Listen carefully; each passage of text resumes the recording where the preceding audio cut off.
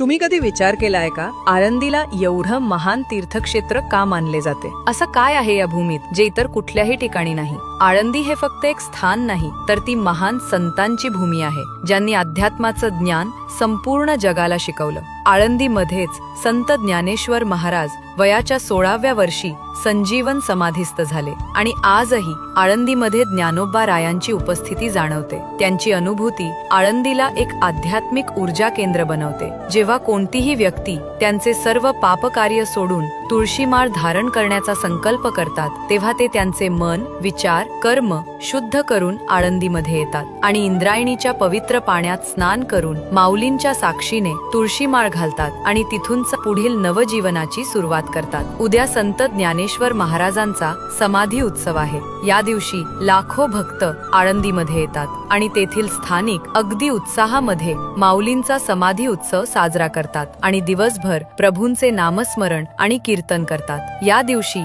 आळंदी जणू भक्तीचे माहेरघर होते.